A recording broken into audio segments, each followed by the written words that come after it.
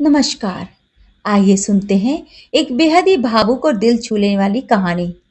12 साल बाद बेटी मायके पहुंची। माँ ने दरवाजा खोला तो बेटी को पहचानने में कुछ पल लग गए।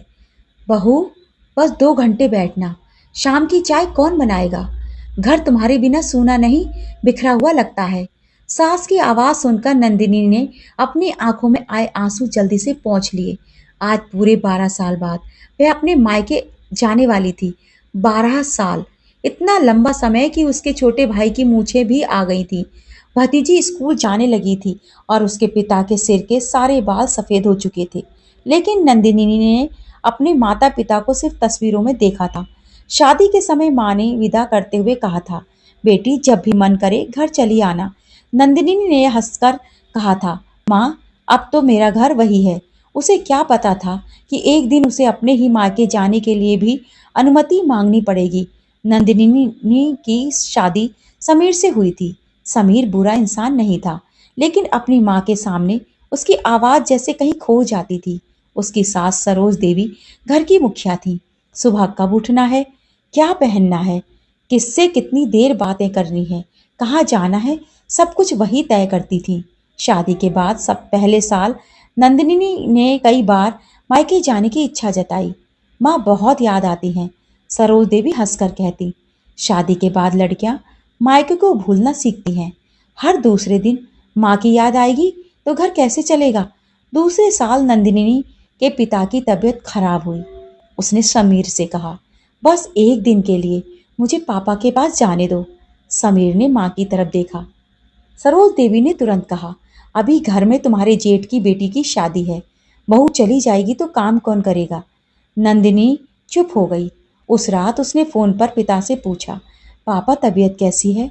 उधर से कमजोर आवाज आई, ठीक हूं बेटी, तू चिंता मत कर। लेकिन पिता झूठ बोल रहे थे। नंदिनी को क्या पता था कि उस दिन पिता अस्पताल के बिस्तर पर थे। कुछ दिनों बाद वह ठीक होकर घर आ गए और नंदिनी अपने कमरे में बैठकर सोचती रही, मैं बेटी होकर भी अपने पिता के आखिरी दिनों में उनके पास क्यों नहीं थी? समय बीतता गया। मायके से फोन आते रहे।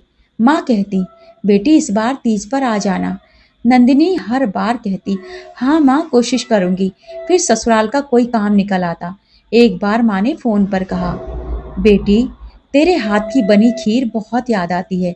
नंदिनी मुस्कुराई, लेकिन फोन काटते ही फूट फूट कर रो पड़ी।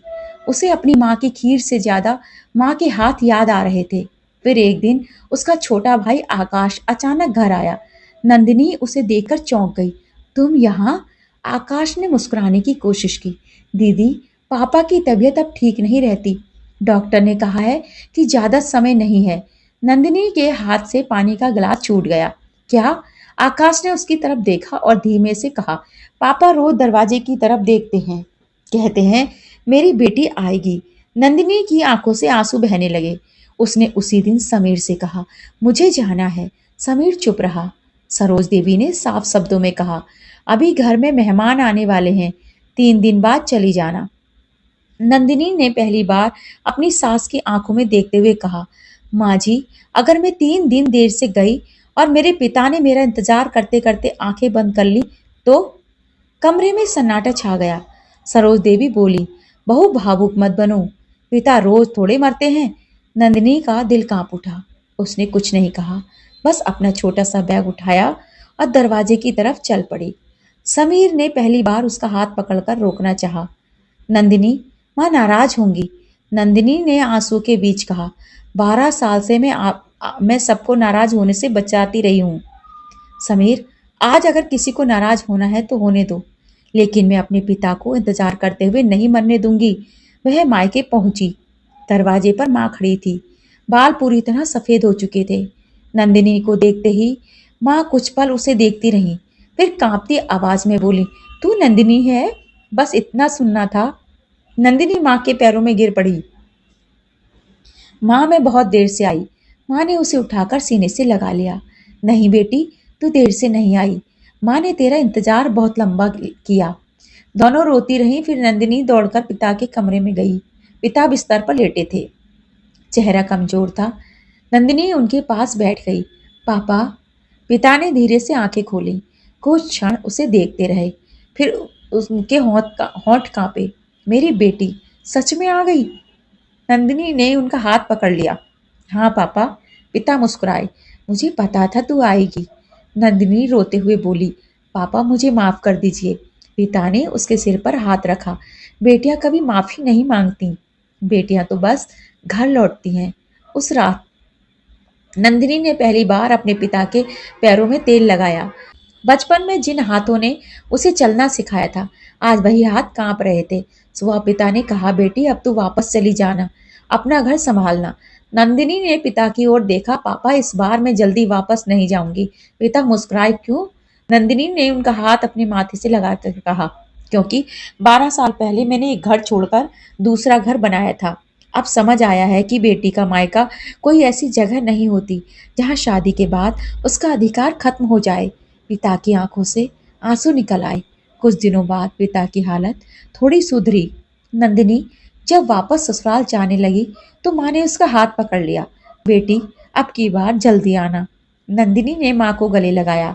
अब माँ, मैं आने के लिए किसी से अनुमति नहीं मांगूंगी। दरवाजे से निकलते समय उसने पीछे मुड़कर देखा। माँ पिता दोनों खड़े थे। नंदिनी मुस्कुरा रही थी, लेकिन उसकी आंखों में आंसू थे। उस दिन उसे समझ आया, शादी के बाद बेटी का घर बदल सकता है, लेकिन उसके माता पिता के घर पर उसका अधिकार कभी खत्म नहीं होता। और कभी कभी माता पिता को पैसों की नहीं, बस अपनी बेटी की आवाज़ की ज़रूरत होती है। माँ मैं आ रही हूँ। बेटियां शादी के बाद पराई नहीं हो जाती। उनके मायके का दरवाजा हमेशा उनके लिए खुला रहना चाहिए।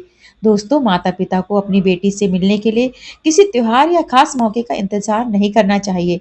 अगर आपकी बेटी दूर रहती है तो आज ही उसे फोन करके सिर्फ इतना कह दीजिए कि बेटी जब मन करे घर आ जाना, क्योंकि जिंदगी बहुत छोटी है और कभी कभी एक मुलाकात के लिए किया गया इंतजार बहुत लंबा हो जाता है।